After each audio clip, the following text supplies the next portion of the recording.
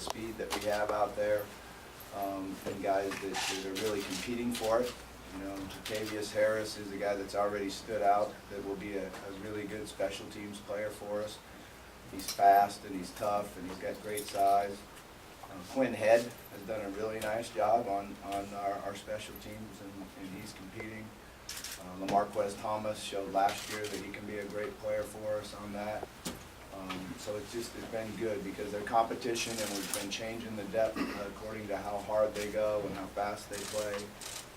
And then I think our specialists are doing a good job. Latin Creeky has been very good, very consistent. And then, you know, there's still a little bit of competition between Mason King and Austin Johnson, and, you know, Austin needs to put pressure on him and compete for the spot. Coach, a couple of years ago, before any of us knew who Lamar was, and I remember at this press conference, you didn't say a lot, but you had this kind of gleam in your eye that you knew what we were going to find out. And my question is, are there any newcomers that have grabbed your attention, if not to that level, that you say, oh, well, maybe we have something that we didn't realize we were going to have? When you first said a couple of years ago, I was thinking, boy, I hope I can remember that far back. But, you know, I really, you know, even when we went downstairs and took the team picture, it's great to see the sophomore group of guys and the freshman group of guys. I think there's a lot of talent out there. Tutu Atwell has been consistent, making plays every single day in practice. His ability to transfer from a quarterback to a receiver is something that's, you know, kind of been amazing to me. I didn't think he would be able to do it that quickly. He's a real student of the game. He loves the game of football, and he's really fast. I mean, he's super fast. Has made an impact in every single practice and scrimmage as far as making big plays for us. So I think he would have, you know, got to be a great chance like that. Chandler Jones has had a really good first week. You know, he made some really great interceptions. He's super fast, and he can play the ball in the air. So he's another guy that's really jumped out at me. And he was injured a lot of spring. You know, he missed a couple weeks of spring with a hamstring. So it's good to see him out there and going really hard. You know, other than that, you know, I think Puma's going to have a great year, and I'm excited for him. Real quick, you mentioned in the linebackers, there's a freshman on the outside. Yasir, yeah, Yasir is really, really fast. And he's still figuring things out. But when he knows where he's going, or when he's blitzing and pressuring, you see the different speed that he has. You know, he's a guy that in track this past spring ran 10.6 in the 100 meters, and now he's over 220 pounds, and he can flat go. You know, it's a different speed that we've had. And he's another guy that on those special teams that has really stood out. The defense, it seems like the consensus is it will be more aggressive this year. I guess some people say that means high risk, high reward. When you look at the way the defense is played in camp, how do you try to minimize, as you try to be more aggressive, how do you also try to minimize giving up big plays? Yeah, you know, the first thing you need to do on defense is stop the run. So you'd love to be able to be successful stopping the run with, you know, your base front and your base coverages and great technique and guys flying to the football. And we've been working hard at that, and we've been a lot better at it. There's no question about that. The other ways that you stop the run is you have what are blitzes or pressures that are designed for to stop the run, and you know, not necessarily to get after the quarterback, but to stop the run first, and then transition if it is a pass into pressuring the quarterback. And then you got to be able to play tight coverage. So and then it has to work together. And you know, I've always felt like as an offensive coach, the hardest thing to go against is a defense that could be 1/3 base, 1/3 man coverage, and 1/3 pressure, because it keeps you off balance. It keeps you, you know, where you have to be able to attack different looks all the time. So we've got a ways to go to be able to do that. With more pressure on stopping the run on the quarterback, do you find your defensive backs out in one-on-one coverage? They're always out on an island. That's what their job is. Corners are out there by themselves all the time, and, you know, you gotta be able to get to the quarterback with four-man pressure, you gotta be able to get to the quarterback with five, just bringing one guy. And then you also got the opportunity to bring 6 or 7, so you know, the ability to mix it up and change it up is what's important. You've seen a week out of Trayshawn Smith, how's he looking? Trayshawn's done a really nice job. You know, he's been limited a little bit. He hasn't been in everything, but that's by design with our trainers and doctors, and they're bringing him back. But I've been really happy, and I feel like he's way ahead of what I thought he would be. So we just got to make sure that he doesn't have any setbacks. And you know, like I said, they've been bringing him along, and some days he does individual and 7-on-7. Some days he gets in some teamwork, but it's just a matter of getting it back. It's hard, you know, because of the time he had the injury. He's going through the pains now and the swelling and the things that you would like to have had happen in the summertime, but he wasn't at that point yet. So, you know, it's like Dave went through it last year in August and September, so that's different. Bobby, how have you worked with Juwan in terms of just telling him, you know, not to try to do too much too soon, and maybe letting him do what he does best? Never used the terms not to try to do too much. You know, I think he needs to go out and play the position, and run the show, and understand exactly what we're striving for as an offensive staff, and go out there and understand what the defenses are, and handle the running game. You know, be 100% in the running game, with whether I get out of a bad play into a good play, and technique. You know, one of the most important things for a quarterback is to get the ball to the running back in the right position. And then the run game has a chance to be really good, so we work hard on that. Obviously, one of the things you always do for a quarterback is you have to take care of the ball. You know, you have to take care of the football and distribute it and get it to your good players. So we're working hard on that. But, you know, we judge him every play by decision making and execution. So every play he has a decision make, whether it's stay with the play that's called, you know, check the play, or read the strong safety. You've got a decision to make on every single play.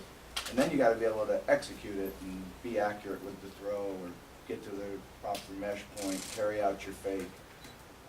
So we're just striving for him to do those things every play and be consistent. How instinctual has he become in that process? He's good. He's been here for a couple of years now. It's I think he's ready. You know, obviously, we got a great challenge for him early, and he's going to have to be able to handle his emotions and concentrate, and you know, just play football the way it is at practice. So that'll be the great challenge, is just, you know, relax and play the game the way he can. How do you go about reinforcing the idea that there does not have to be a fall off after Lamar? You have the pieces in place to continue to be successful. Yeah, we just have to prove it. You know, that's something that as a team we feel like we're going to be a good football team. Obviously, you know, there's people out there that don't. But you have to, you know, in athletics, you have to go out and prove it on the field, and go out and prove it in the games that you play. You know, put a good product out there, play hard, win games, and put on good performance. So it's just a matter of going out there and proving it. Have you been able to watch any of the Alabama behind-the-scenes show since you're playing in the first game? And if so, can you learn anything from it? I haven't watched it yet, but we are videoing it, obviously. And there's been guys that have previewed it and watched some of it, but we just haven't had the time yet to sit down and watch any of it. But yeah, you try to see if, you know, there's one thing they can give us on that or not. You know, I don't really know. How confident with the line, with the guys you have, or are you getting close, do you think, to having a 5 up front at this point? And then, if you could, we haven't had a chance to ask you, but you had a new one with Wyatt late. Can you just kind of talk about how that happened and what he'll help down the road? Yeah, you know, I feel really good about Mackay and Lucas and the fact that they played almost every play together last year.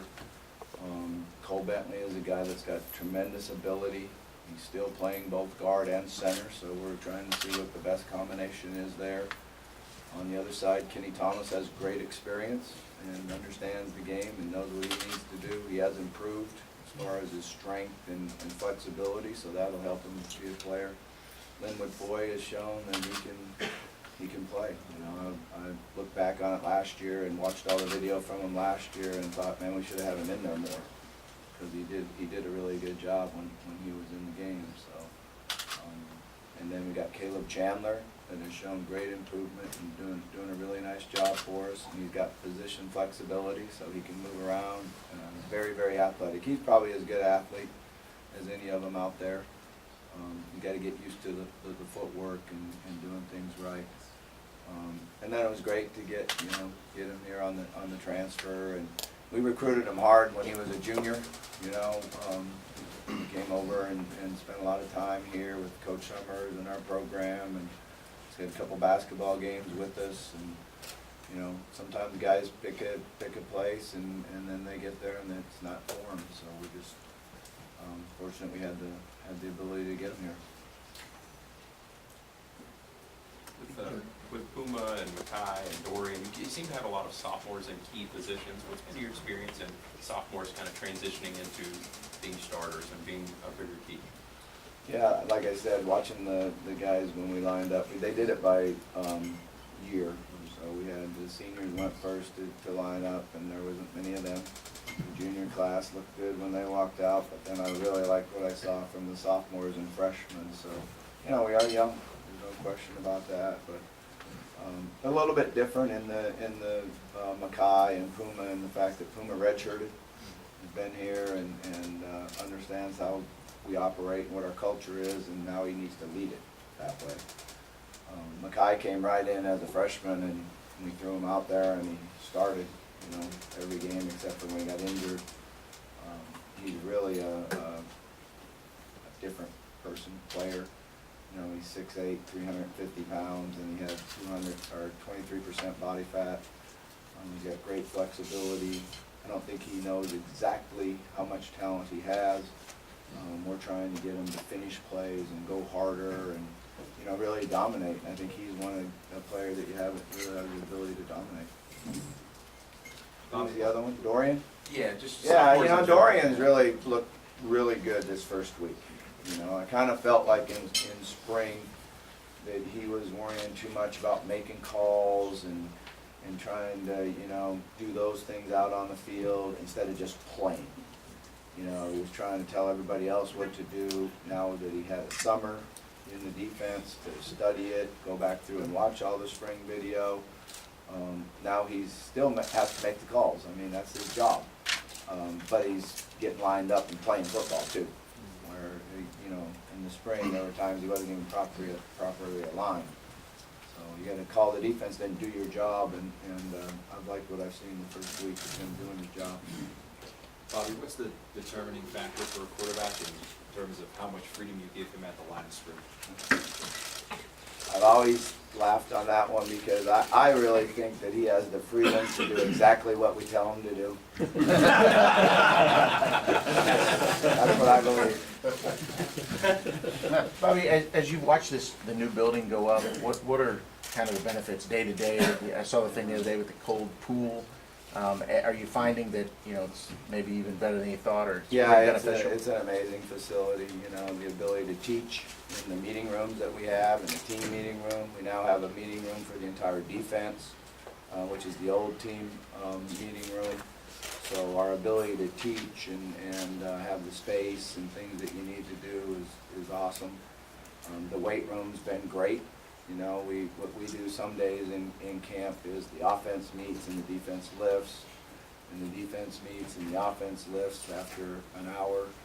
And to be able to get all those in because of the space and everything is something that's hugely different than it was before. The training room is amazing.